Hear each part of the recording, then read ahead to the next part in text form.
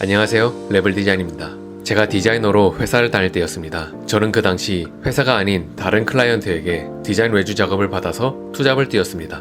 물론 소소한 외주 작업이라 큰 돈은 되지 않았지만 어쨌든 정해진 월급 이외에 추가 수입이 100에서 200만원 생긴다는 건 직장인에겐 의미가 있는 일이었죠. 그래서 동료 디자이너들에게도 저희 투잡 현황을 공유하곤 했었는데요. 그럴 때마다 부럽다, 좋겠다 라는 반응이 돌아왔고 저는 땡땡님은 왜 외주 작업 안 하세요? 라고 질문했습니다. 돌아오는 디자이너들의 대답은 저는 아직 실력이 안 되는 것 같아서, 인맥이 없는 것 같아서, 자신이 없어서 라는 식의 대답이 대부분이었습니다. 저는 그럴 때마다 에이, 땡땡님 정도면 충분히 잘할 것 같은데 한번 해보세요 라고 하고 이야기가 마무리되었죠. 제가 기분 좋으라고 거짓말 한 건 아니냐고요? 아닙니다. 정말 냉정하게 판단하고 진심으로 했던 말이었습니다. 제가 만나본 직장인들 대부분이 공통적으로 착각하고 있는 게 있습니다. 회사를 다니다 보면 사업 아이템이 떠오를 것이다. 회사를 다니다 보면 실력이 계속 오를 것이다. 회사를 다니다 보면 기회가 올 것이다 라고요. 먼저 사업 아이템이 떠오를 거라는 착각에 대해 얘기해보자면, 사업이 성공하려면 기가 막힌 아이템을 하나 생각해내서 그걸로 한 방에 빵 터뜨려서 성공하는 게 아니라 사소한 아이디어라도 일단 사업을 진행해보고 실패하면 또 보완해서 시도해보고 이런 과정을 반복하다 보면 성공할 수도 있다고 생각합니다. 유튜브라는 플랫폼도 처음에는 소개팅 어플과 같은 컨셉이었다가 세상에게 외면받고 여러가지 시행착오를 거쳐서 지금에 이르게 된 것처럼요. 일단 다 떠나서 제가 길지는 않지만 4년 넘게 회사 생활을 해봤는데 사업 아이템 안 떠오릅니다.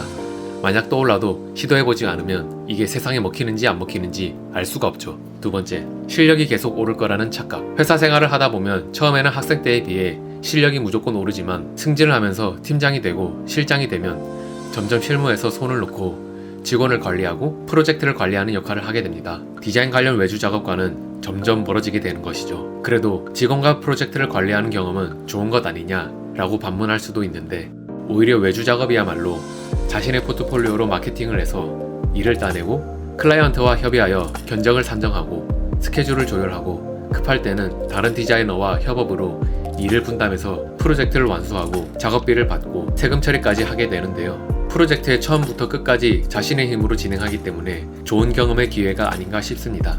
회사를 다니다 보면 기회가 올 것이라는 착각.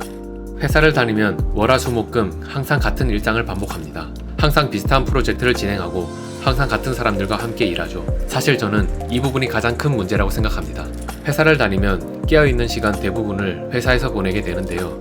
직장 동료들과 가장 많은 시간을 함께 하다 보니 점심시간엔 커피 마시며 수다도 떨고 퇴근하고 맥주도 한잔하면서 친해지게 되고 그러면서 각자 생각을 공유하게 되는데, 같은 직장을 다니며 같은 프로젝트를 진행하고 비슷한 돈을 버는 사람들은 비슷한 생각을 할 수밖에 없습니다. 프리랜서를 하면 일이 없을까봐 걱정이고, 사업을 하자니 자본금이 없어서 못하고, 해외 취업이 답인 것 같은데 영어라도 배워볼까?